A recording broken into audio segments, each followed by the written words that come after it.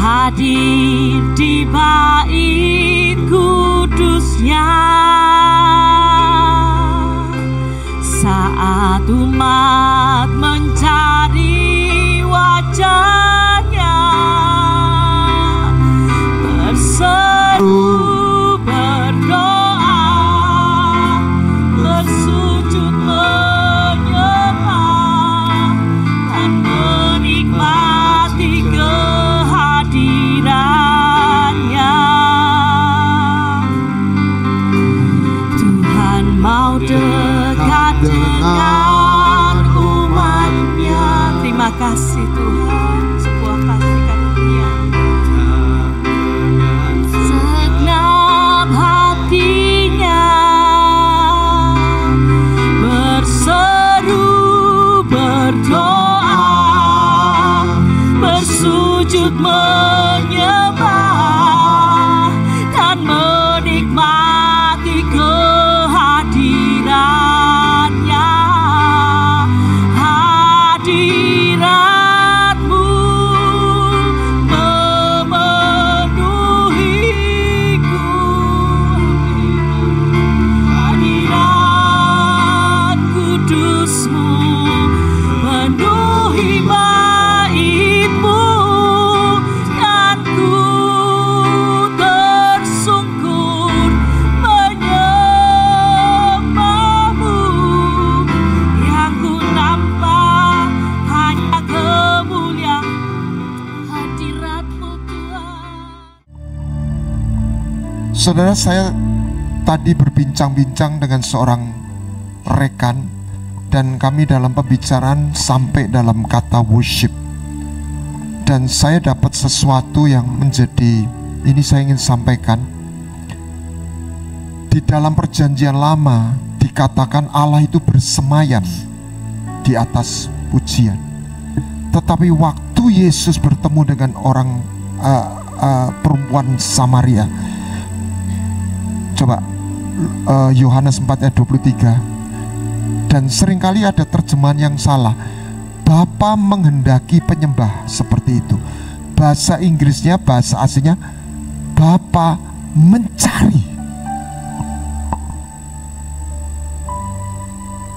Dan Bapa seek. Jadi dalam perjanjian baru, Allah itu sedang mencari penyembah. Nah, saya tadi merasakan, saudara percaya tidak setiap pertemuan itu kita boleh mengalami hadirat Tuhan. Anda tidak boleh cuma datang hanya untuk menerima.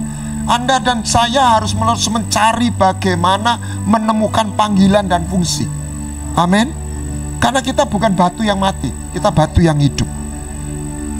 Ayo kita sama-sama kita bangun. Karena hari ini Tuhan mencari orang-orang dan kumpulan, komunitas di mana dia bisa landing. Dan itu tidak satu level. Hadirat Tuhan itu ada levelnya. Masuk lebih dalam. Satu titik, tidak ada yang mustahil. Ayo kita pikirkan itu. Ayo siapa yang mau ambil bagian. Dan kita sekarang sudah mulai, ini bukan apa, kita mulai bergerak. Dan di situ kita juga butuhkan biaya. Nanti 13-16 November kita ke Papua. Ya. Saya belajar untuk mulai bergerak dalam anointing corporate. Jadi waktu di Kupang kita sudah bertiga. Ini kali ini juga bertiga. Ya, Anda bisa bayangkan tiket Surabaya Jayapura 3 itu ya lumayan gitu ya toh. Nggak tahu tiket di Indonesia ini cukup mahal. Ya, Tuhan kiranya sediakan untuk semuanya. Kita nanti akan, satu lagi saya lupa, mungkin Palu ya, Palu sedang dalam rencana. Ya, saya tidak katakan Anda, tetapi biarlah sesiapa yang mau mengambil bagian, ayo kita sama-sama. Amin. Tapi yang terpenting Anda datang, Anda siapkan hati. Anda ajak orang-orang khususnya yang membutuhkan atau yang haus dan lapar. Kita pegang orang miskin dan sengsara mencari air dan mereka nggak ketemu. Tapi aku Yahweh Elohim memberi mereka minum. Oke, kita sambut firman Tuhan. Beri kemuliaan untuk Tuhan. Sekali lagi shalom. Shalom. Ada yang susah? Betul. Nggak apa-apa, Tuhan suka orang jujur loh. Nek susah ngomong susah apa-apa. Nggak masuk neraka kok. Malam hari ini kita akan sama-sama belajar tentang disinilah aku berdiri tak tergoyahkan. Kita masuk dulu yang pertama ya. Selalu yang menjadi dasar seperti apa yang sering disampaikan sama Pastor Joshua, bahwa Dia yang lebih dulu mengasihi kita. Dia yang memilih kita lebih dulu. Dengan kata lain, kalau Dia yang milih, Dia yang panggil kita, tidak mungkin salah panggil, tidak mungkin salah pilih. Itu menjadi landasan kita pada saat kita berproses di dalam perjalanan iman kita, di dalam perjalanan kita mengenal pribadi yang agung itu, menghargai bagaimana Dia sayang sama kita. Sekaligus kita juga belajar bagaimana sih mengasihi Tuhan itu. Jadi Dia itu luar biasa ya. Di saat kita tidak mengerti pun Dia mau ngasih tahu kita. Ya, perjanjian lama itu adalah perjanjian baru yang termeterai, belum disingkapkan. Tapi ini sebuah gambaran ya. Pada saat Ishak itu mikul kayu, dia nanya sama bapaknya, "Bapak, mana apinya? Mana korbannya?" Tapi bapaknya ngomong apa? Allah akan menyediakan. Itu sebagai gambaran ya. Kalau pastor sering ngomong juga, bapak itu sebetulnya curhat sama Abraham. Apa yang akan terjadi dengan anak putranya yang tunggal ini. Di satu sisi ini sebetulnya gambaran bagaimana di dalam ketidakmengertian kita, tapi Dia tetap mau ngomong sama kita. Dia tetap mau ngajarin kita. Bahkan di saat kita terdesak, nah ini apalagi yang gak ngerti aja Dia mau ngomong. Apalagi kalau kita terdesak, menangis dan membutuhkan Dia, maka Dia akan ngomong, "Aku di sini nak, aku gak kemana-mana, aku ada di sebelahmu." Yesaya 58 ayat 9a. Pada waktu itulah engkau akan memanggil dan Tuhan akan menjawab. Engkau akan berteriak minta tolong dan Ia akan berkata, "Ini aku." Di dalam perjalanan iman kita seringkali kita merasa ya, manusia ini merasa, oh kok berat sekali ya beban pergumulan kita ini ya. Bagaimana jatuh tempo ya. Bagaimana hubungan ini kok tidak beres-beres, tidak mari-mari. Beban pergumulan itu seringkali terlihat lebih besar bahkan dari Yesus yang ada di dalam kita. Malam hari ini mari kita, ya apa caranya sih supaya kita bisa tahu bahwa Dia itu tidak kemana-mana. Dia itu tetap ada. Dia di dalam kita tentunya, berdiri di sebelah kita. Amin. Saat Dia mencari memanggil kita, ini sebetulnya yang menjadi problem buat kita. Seringkali Dia panggil kita, Yunus. Dia panggil kita, Sandria, Ibu Sandria. Dia panggil kita, Pak Andreas. Tapi kita seringkali tidak bisa dengar. Bahkan permasalahan kita itu rasa-rasanya lebih besar. Sampai kita kayak orang kopok ya, tidak bisa dengar. Ini sebuah perenungan buat kita semua, buat kita bersama-sama ya. Bagaimana supaya kita bisa tahu apa yang kita cari. Sebetulnya ini juga menjadi sebuah landasan selain tadi ya kasih Bapa yang begitu besar buat kita. Yohanes 1 ayat 38. Ini keren ya. Waktu Dia pertama kali manggil murid-muridnya, Dia itu noleh duluan. Ini sederhana ya. Noleh ke belakang itu maksudnya apa?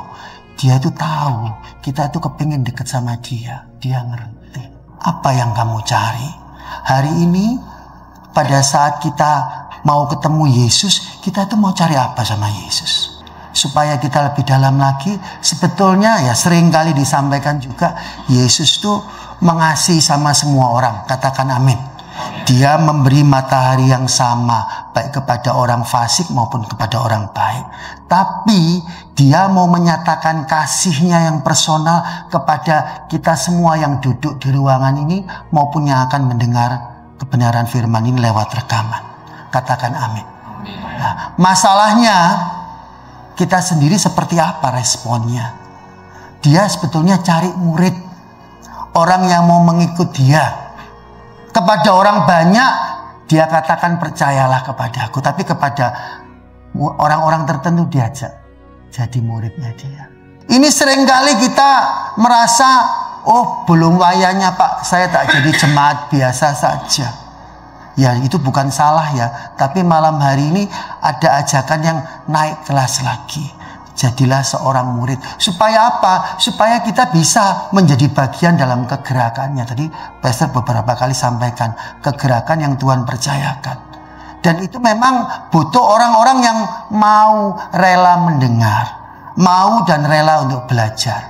Dan tentunya ada syarat dan ketentuan. Yang pertama dulu, ayo ingini dia lebih. Apa sih yang kita cari waktu kita nyari dia itu? Ikut dia untuk menjadi muridnya. Katakan, aku mau jadi muridnya Yesus. Aku mau jadi Nah, gitu. Karena apa? Sebelum kita ngomong mau, dia sudah noleh duluan. Yesus menoleh ke belakang. Mungkin kata-kata ini sederhana, tapi saya kira, oh Tuhan, kayak gitu. Wes, gak sabar dia itu. Seperti yang terjadi di tongkat Harun. Yang kedua, setelah kita tanya sama diri kita, apa yang kita cari dari dia? Yang kedua, kenapa sih kok kita cari dia? Apa tujuan kita cari dia? Kalau dibalik dulu ya, dari sisinya Allah dulu ya, kita kan selalu melihat dari sisi kita toh.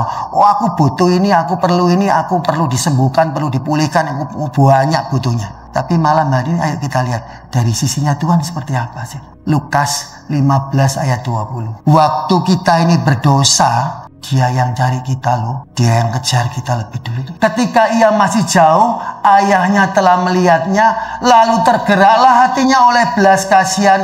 Ayahnya itu berlari mendapatkan dia. Lalu merangkul dan mencium kita. Tuhan Yesus berbicaralah betapa dia sayang sama kita. Jadi ibaratnya kadang-kadang kita ini merasa aduh kok nelongso ya. Dia berlari mengejar kita. Bahkan di saat manusia jatuh dalam dosa. Oh ini kisah yang menarik terus-menerus disampaikan di mimbar ini ya. Adam waktu jatuh dalam dosa. Adam, di manakah kamu? Dengan kata lain, kalau kita lihat perspektifnya dari sudut pandangnya Tuhan, dia yang terus nyari kita. Dia itu sebetulnya kepingin sama-sama kita kan. Waktu Israel dibebaskan, Yesus ngomong apa? Allah ngomong apa? Katakan kepada Firaun, Israel itu anakku. Kamu lepaskan atau anakmu yang sulung tak pateni. Dan dia mau menjadi Allah kita dan kita menjadi umatnya. Sedemikian dia mengingini kita. Nah pertanyaannya, kita cari dia itu untuk apa?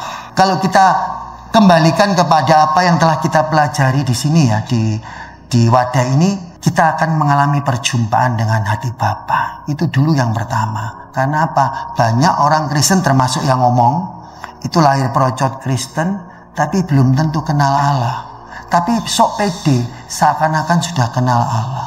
Saya tidak bilang itu salah, tapi hari ini bahkan ada tertulis ya waktu Yohanes itu baptis ya. Di tengah-tengah kamu berdiri seseorang yang tidak kamu kenal. Itu di tengah-tengah orang dibaptis loh. Di tengah-tengah basah, belum tentu kenal Yesus loh. Jadi malam hari ini biarlah kiranya mengapa kita cari dia? Karena memang kita perlu sama dia. Katakan, saya perlu Yesus. Saya perlu Yesus. Katakan sekali lagi, saya perlu Yesus. Saya perlu Yesus. Mau tahu jawabannya? Yesus lebih perlu sama kita. Karena apa? Untuk itulah kita diciptakan ya. Back to original design ya. Kita ini diciptakan segambar serupa dengan dia. Menjadi pasangannya. Menjadi orang yang dimana Allah itu bisa curhat. Jangan lupa, malaikat tidak ditebus. Yang ditebus cuma manusia. Dengan kata lain, kita ini diciptakan segambar serupa supaya diajak ngobrol itu enak, bisa diajak tukar pikiran. Masih ingat ya waktu Tuhan mau menghancurkan Sodom dan Gomora, dia ngomong gini, tak kasih tahu ndak ya sama Abraham ini ya. Karena dalam perjanjian baru kan disampaikan tuh, ada tertulis toh bahwa dia akan menceritakan hal-hal yang akan datang, maksudnya Roh Kudus. Loh, berarti ini kan bicara soal hubungan toh. Bagaimana kita bisa tahu hal-hal yang akan datang? Bahkan kita akan tahu apa sih kehendak Tuhan yang personal buat kita itu, supaya kita juga responnya tepat. Kalau bahasanya GPS saya sudah pernah sampaikan, tidak ada kalibrasi, leren muter. Ya kalau ada sumur di ladang, boleh kita menumpang mandi, ada umur panjang. Kalau enggak, sama seperti Israel menjadi sebuah peringatan. Kenapa mereka tidak bisa masuk tanah perjanjian? Karena mereka tidak taat. Kenapa kok tidak taat? Ya karena tidak percaya. Hari ini, ayo kita kembali dulu. Izinkan kita terus-menerus alami perjumpaan itu. Tadi ya sudah disampaikan, secara pribadi ingini dia lebih. Itu menjadi sebuah pijakan, menjadi sebuah kunci supaya kita terus ketemu sama hatinya. Nah, apa yang ingin dia lakukan atas kita? Nah ini permintaan-permintaan kita ya. Jawabnya kepada mereka, apa yang kamu kehendaki untuk aku perbuat kepadamu? Buat saya, waktu Tuhan nanya gitu itu rasa-rasanya, oh enggak cukup banyak. 1 ini Tuhan, 2 ini Tuhan, 3 ini Tuhan. Betul begitu ya? Malam hari ini, ayo sama-sama ya. 1, untuk apa kita cari dia? Yang kedua, mengapa kita kok cari dia? Yang ketiga, setelah kita ketemu dia, apa yang ingin dia lakukan buat kita? Segala-galanya dia mau bikin buat kita. Permasalahannya bagaimana respon hati kita hari ini. Kalau kita flashback ya di dalam perjanjian lama, waktu Tuhan manggil Musa, Musa bilang apa? Ya, ini aku Tuhan. Waktu dia manggil Samuel dalam ketidakmengertiannya sampai 3 kali toh dipanggil Samuel, nggak ngerti. Samuel, nggak ngerti. Samuel, nggak ngerti. Untung ada pelayan perjanjian baru. Diomong no, itu Bapak yang manggil. Itu gambarannya. Sehingga kita bisa tahu, oh ini Yesus yang sedang manggil kita. Demikian pula waktu Tuhan menguji Abraham. Dia bilang kan sama Abraham, Abraham persembahkan anakmu yang suka. Abraham bilang apa? Ya Tuhan, aku di sini. Malam hari ini poin ini sederhana ya. Sebetulnya kalau dibahasakan tuh hineni. Ini aku Tuhan, aku di sini Tuhan, aku tidak kemana-mana. Kok bisa gitu? Karena Tuhan juga tidak kemana-mana. Tuhan ada di dalam kita. Dia berdaulat di dalam kita. Dia mau tinggal sempurna di dalam kita. Dan jangan lupa loh, ada tertulis ya, tidakkah kamu mengetahui bahwa roh yang ada di dalam kamu diingininya dengan cemburu. Jadi malam hari ini, hineni, here I am, itu kiranya menjadi respon buat kita dalam setiap perjalanan hidup kita. Nggak usah nunggu, nanti heboh. Kenapa kok bisa heboh? Karena kita salah respon. Malam hari ini, ayo jadikan perenungan yang sederhana ini sebagai sebuah sikap hati kita. Waktu dia panggil kita, kita mau jawab apa kira-kira? Tuhan, aku ngerjakan ini. Tuhan, masih ada plan B, plan C, plan D. Ya saya tidak bilang itu salah. Izinkan malam hari ini loh hatinya Tuhan. Dia ingin seperti dia sendiri. Waktu kita nyari dia, aku ada di sini nak. Aku tidak kemana-mana. Dan aku siap mengulurkan tanganku untuk menolong kamu. Ada lagunya yang sering dinyanyikannya. Berkali-kali kau menolong, berkali-kali kau kuatkan dalam sakit. Engkau ada, Yesus setia. Dengan kata lain, kalau dibilang hineni itu, here I am itu, dia yang sudah lebih dulu ada buat kita. Dia siap menolong kita, dia siap jawab setiap doa-doa kita. Pertanyaannya, apakah kita punya respon yang sama? Waktu dia nanya, Yunus kamu di mana? Tuhan, saya bingung prospek Tuhan. Ya enggak apa-apa, memang pekerjaannya itu. Enggak salah. Tapi kadang-kadang dia mau kita ini lebih banyak mendengar. Adalah lebih baik mendengar ya, daripada datang. Tuhan mau kita dengar. Shema Israel Adonai Eloheinu Adonai Echad. Shema Israel Adonai Eloheinu Adonai Echad. Mari malam hari ini supaya kita juga lebih lagi bisa mendengar. Ayo sama-sama. Bukan sebuah penawaran karena Yesus terus kepingin nolong kita. Kalau dipikir ya secara logika ya tidak ada Allah kayak gitu. Tidak ada Allah yang rasa-rasanya semua doa kita itu kepingin dia jawab. Tapi kita sendiri yang menolak untuk dia jawab. Dengan pikiran-pikiran sendiri, dengan situasi kondisi kita sendiri yang membuat kita ini belok. Belok tidak bisa dengar suaranya. Dan bukan hal yang sulit sebetulnya, karena tadi sudah disampaikan ya. Masing-masing kita, dia kenal kita kan, dia panggil nama kita nama demi nama. Satu persatu dia kenal kita. Tidak ada yang kelewatan. Semua dia kenal. Satu persatu dia kenal. Bahkan dia tahu apa yang menjadi persoalan kita. Kembali lagi ke topik, tak balen-baleni terus. Bagaimana respon kita? Apakah kita bisa seperti itu? Hineni, here I am.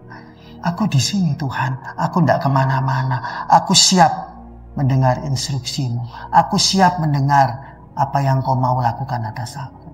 Karena di dalam ketaatan kita, semuanya selesai. Semuanya dijawab. Tidak ada yang kelewatan. Bahkan yang tidak pernah kita doakan dijawab juga sama Tuhan.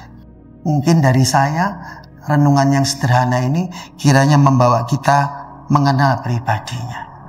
Bukan hanya katanya orang, bukan hanya, oh ini menurut pendeta saya tidak bilang itu salah. Ayo alami. Alami perjumpaan pribadi dengan dia. Supaya apa? Supaya kita tidak bertahun-tahun kok pancet aja. Saya tidak bilang pancet itu salah.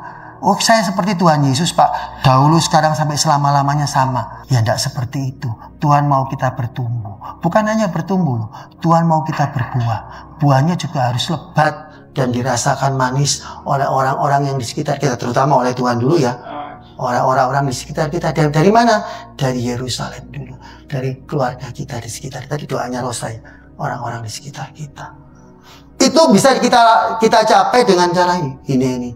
Aku di sini Tuhan. Aku tidak kemana-mana. Izinkan setiap kali dia manggil kita. Si Indah ada di mana? Oh aku di sini Tuhan. Loh ini tidak melulu di ruang doa loh. Tidak. No. Mungkin di atas sepeda motor. Mungkin juga saat kita sedang bekerja. Nah ini caranya gimana? Punya hubungan pribadi dengan Tuhan. Karena tadi ya dalam doa juga sudah disampaikan. Allah yang kita sembah ini Allah yang berbicara. Dia tidak kayak patung yang diem aja. Malah dia itu seneng ngobrol sama kita. Tadi sudah saya sampaikan. Dia seneng ngobrol sama kita. Ayo sini. Ya apa ini? Rembukan seperti ini ya apa? Dan saya percaya banget semua kebenaran firman itu akan menjadi lebih gampang, lebih nyata. Yaitu tadi ada Kingdom Paradigm Restoration. Buka kabeh, kita bisa kelihatan. Oh maunya itu kayak gini. Nggak leren munyer. Akhirnya exhausted, kelelahan. Ya, kelelahan dalam tanda petik akhirnya ngantuk. Kayak tadi pagi ketiduran saya kan. Akhirnya telat gabung tuh di Zoom. Ya, jadi ayo malam hari ini kiranya apa yang Tuhan selalu nyatakan kepada kita bahwa dia tidak kemana-mana, dia ada dan tetap ada dan mau selalu ada bersama kita, itu juga kita responi dengan hal yang sama. Sehingga pada saat dia nyari kita, Ayeka, kamu ada di mana? Aku di sini Tuhan, aku tidak kemana-mana Tuhan. Dan ini bukan janji surga loh, bukan PHP loh. Masih ingat toh? Waktu Tuhan ngomong kerajaan surga sudah datang. Kerajaan surga itu di mana? Ya di dalam kita ini. Kita ini mesbahnya, bait kudusnya. Jadi tidak kemana-mana. Supaya apa? Supaya eklesia itu kumpulan bait suci ini bisa sama-sama menaikkan korban di hadapan Tuhan. Ya, itu sebetulnya yang imamat rajani. Itu yang impiannya Tuhan ya. Imamat rajani, bangsa yang kudus. Tapi itu semua diawali dengan bagaimana respon kita waktu dia panggil kita. Jadi ayo kita selalu dalam posisi kita siap sedia. Loh Pak, ya apa caranya? Itu kan tidak gampang Pak. Selalu berjaga-jaga. Awali dari sesuatu yang sederhana. Kadang-kadang manusia ini senengannya langsung instan, langsung mencolot. Mari mengono ceblok, patah tulang. Jangan, step by step, step by step. Kayak anak kecil yang dituntun, pelan-pelan, pelan-pelan. Dan jangan berot ya. Akhirnya apa? Ya enggak sampai. Jangan lupa loh ya, Roh Kudus enggak pernah maksa loh. Roh Kudus itu pekerjaannya sopan. Dia akan nuntun, ayo Yunus, sini. Mau enggak? Kalau mau ya sudah, dia akan jalan terus sama kita. Here I am. Aku enggak kemana-mana. Kiranya ini bisa direspon. Bayangkan ya. Coba kita bayangkan. Ini sering kali saya sampaikan. Hari ini adakah kita yang sudah betul-betul sudah taat sama Tuhan? Jujur angkat tangan. Mau tak kasih penghargaan? Ada? Tidak seorang pun. Bahkan Yesus dibilang guru yang baik. Oh, tidak ada seorang pun yang baik kecuali Allah Bapa. Yesus saja ngomong gitu kok. Bayangkan ya, di dalam kelemahan kita, di dalam ketidaksempurnaan kita, di dalam pelanggaran-pelanggaran kita, di dalam dosa-dosa kita, di dalam pergumulan kita, di dalam pergumulan saya di dalam dosa. Semua macam-macam ini. Dia tidak kemana-mana. Buktinya apa? Buktinya saya masih bisa duduk di sini kok. Itu kan anugerah. Kalau kita melihat karya Tuhan yang besar-besar, kita akan gagal paham. Belajar mengucap syukur dari hal-hal yang kecil, yang sederhana. Jadi, saya ulangi, ayo kita cari dia, ingini dia lebih. Supaya apa? Pada saat dia panggil kita, di manakah kamu, ayeka? Kalau bahasa Ibraninya, hineni, aku di sini Tuhan. Karena dia juga sudah begitu dulu sama kita kan. Dia tidak pernah kemana-mana. Dan saya percaya, dia akan jawab lebih daripada yang disulis doakan. Amin. Puji Tuhan, Tuhan Yesus memberkati. Apa tujuan gambar besar kita dipanggil mengenal dia? Yohanes 17 ayat 3, inilah hidup kekal apa? Mengenal dia. Paulus bilang apa? Yang ku kehendaki ialah mengenal dia. Nah, saya dapat begini. Kasih dan tujuan.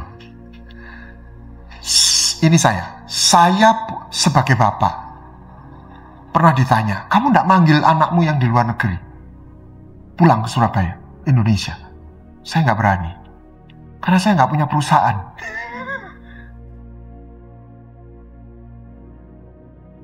Kalau seumpama saya punya perusahaan besar, saya mungkin akan ngomong, kamu kembali. Dalam hal ini, saya hanya bisa jadi bapak. Saya nggak bisa jadi raja. Tapi bayangkan, kalau ada seorang bapak yang dia punya kerajaan bisnis. Yang pertama, dia ingin, tentu saja sebagai bapak dulu. Amin.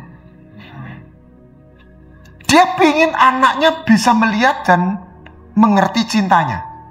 Setuju? Yes. Oke. Ini logika tapi sangat aneh. Dia ingin anaknya meresponi, menyayangi, menghormati sebagai ayah yang sudah mengasihi. Tetapi yang kedua, kalau dia seorang yang sukses dan dia hebat, dia ingin anaknya mengenal prinsip-prinsip hidupnya, kunci-kunci suksesnya, jalan hidupnya. Betul? Itu bedanya bapak tok sama bapak dan raja. Saya pikir, kenapa saya tidak pernah manggil? Terserah, saya nggak bisa merampok tanda petik masa depannya dia. Saya rilis, tapi kalau kembali ya it's okay. Tapi saya nggak bisa, lu balik. Nggak. Tapi bayangkan ada bapak yang punya perusahaan besar. Pasti anaknya bilang, yuk kembali. Betul? Ini logika. Nah, yang ketiga, setelah ngerti pola pikir, filosofi jalan, dia akan mulai anaknya Kamu mulai kerja di perusahaan papa. Mulai dari yang bagus apa? Ya staff dulu. Setuju? Itu bapak yang enggak terus tiba-tiba dikasih direktur. Dan dia melewati ujian. Saya masih ingat dulu Pak Prabowo disebut Pangeran Cendana. Pak Harto adalah raja. Bagaimana Pak Prabowo naik pangkat? Tidak tiba-tiba. Diberi tugas supaya terjadi promosi. Tapi Pak Harto ya presiden dalam secara undang-undang. Tapi kalau itu misalnya raja secara sah, setelah anaknya terlatih dan apa yang terakhir apa? Dia ingin mewariskan.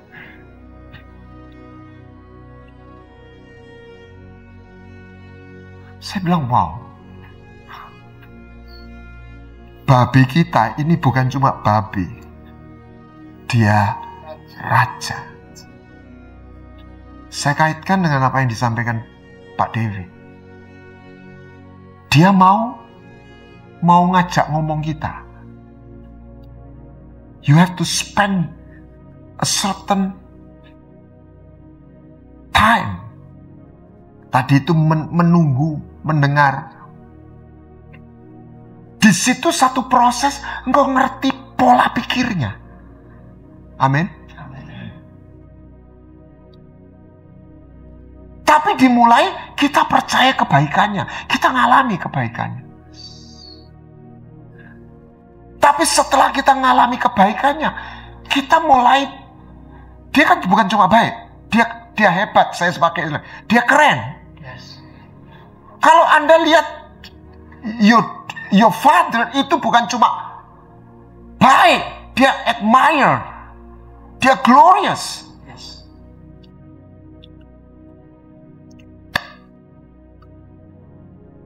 Kita akan kagum. Sayang sama kagum itu beda loh ya. Orang bisa sayang tanpa kagum. Ya. Tapi ketika engkau lihat dia itu bukan cuma bapak yang baik. Dia mengagumkan. Coba kita pikir. Kita akan mulai kepingin dengar prinsipnya. Kok papa bisa sukses kayak gitu? Kok papa bisa hebat seperti itu? Setuju? Coba bayangkan. Nah, coba lepaskan dari dunia nyata. Karena kita tidak punya bapak yang sehebat itu ya. Betul ya? Termasuk saya. Saya mungkin tidak bisa dikagumi sampai, oh ya papa cuma dulu bahasa dosen ya sudah lah lumayan lah begitu ya. Dalam hal kerjaan. Tapi kalau seorang yang sampai menjadi tokoh, dia akan dikagumi. Kecuali hubungannya rusak. Step pertamanya rusak. Jadi biar itu sukses, gua gak mau. Tapi kalau hubungannya baik dan dia hebat, Anda kagum. Dan di situ kita mau belajar, itu jadi murid. Dan ujungnya dia akan mewariskan. Satu kata, jangan takut kawanan kecil, sebab Bapamu berkenan memberikan kerajaan. Coba mulai dipikir, kita ini anaknya konglomerat. Kita ini terbiasa, anak wong desa. No, kita ini anaknya konglomerat. Amin. Coba mulai pikirkan. Mulai yakin itu. Loh, diam semua. Apa ya tenang itu? Itu yang diceritakan. Karena dia bukan cuma bapak, dia bapak dan raja. Di situ dia juga seorang mentor yang melatih dia, seorang guru. So kita harus punya spend time, duduk di bawah kakinya, kau belajar, engkau dengar suaranya, kau belajar tulisannya. I want to be like you, Dad.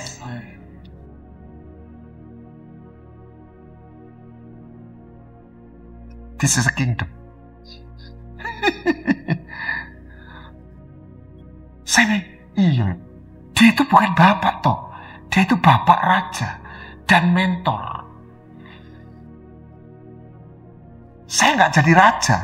Saya nggak punya kerajaan bisnis.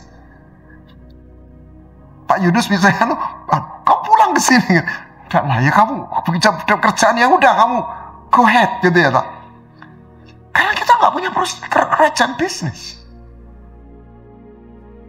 Kebetulan saya kenal orang yang punya kerajaan bisnis. Pola pikirnya beda karena dia raja.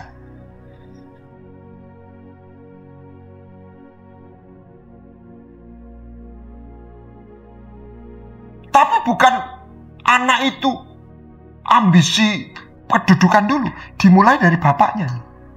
Tapi bapak ini raja.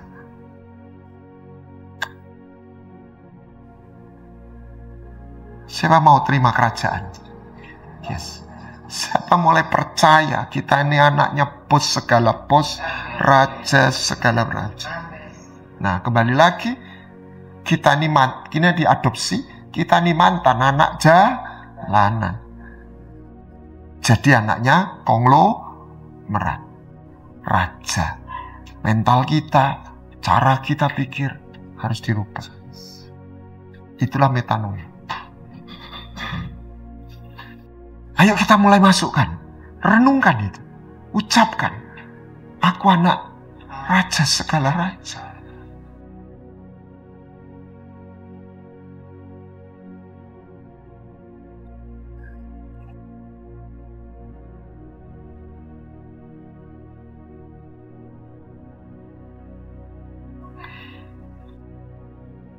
Seperti saya bagikan, kalau ada Abigail, anak panti asuhan, ya toh. Terus ada konglomerat datang. Tiba-tiba dia bilang, ini dunianya panti asuhan ini. Kita ini kan seringkali kayak begitu. Ya di satu sisi kita rendah hati ya. Ya sudahlah, enggak usah mikir sing aneh-aneh gitu. Tapi ada konglomerat datang ini. Terus dia bilang, sini nak. Apa om? Ya. Namamu siapa? Umur 10 tahun. Terus dia bilang, aku sayang sama kamu. Mau jadi anakku? Kalau saya bergurau gini, dia jawab apa? Iya, enggak. Apa om? Om ngomong apa toh om? Kira-kira betul nggak? Kalau Anda jadi Abigailnya, dia ngomong apa toh ya? Tapi itulah berita Injil. Wow. Anda jangan bayangkan kerajaan Anda kaya raya. Tapi ada kerajaan yang eternal, everlasting kingdom. Over there.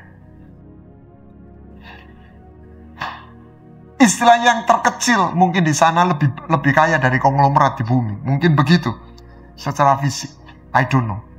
Kayak apa menggambarkan. Tapi dia punya kingdom itu.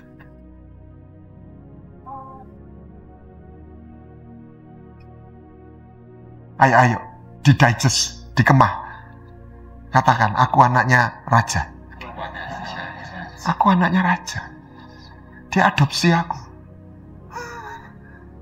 Memang aku gak pantas. Anak kampung. Tapi itulah beritanya.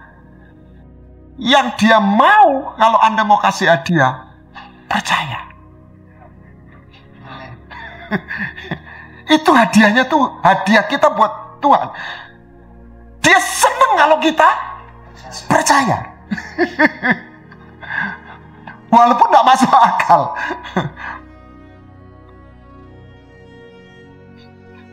Dan percaya itu bukan sekali. Kau renungkan, ya, aku anaknya Tuhan. Aku anakmu ya. Aku anakmu ya. Kau sayang sama aku ya. Terus masukkan ya.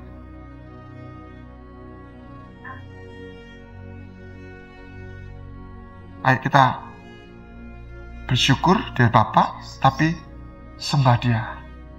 Dia raja. Dia bos. Dia punya kerajaan. Dan itu kekal. Anda tidak melayani sambil nerlongso. Ya, aku harus melayani Yesus, aku harus gini, harus sorot. No. Walaupun memang ada salib, ya toh, tapi tidak sambil nelongso. Tahu ya? Enggak, aku harus bisa, aku harus lebih pintar, aku harus bisa menang. Karena aku akan diberi tanggung jawab, diserai. Dan kalau aku bisa mengerjakan, itu menyenangkan hati Bapakku. Ayo kita bangkit berdiri.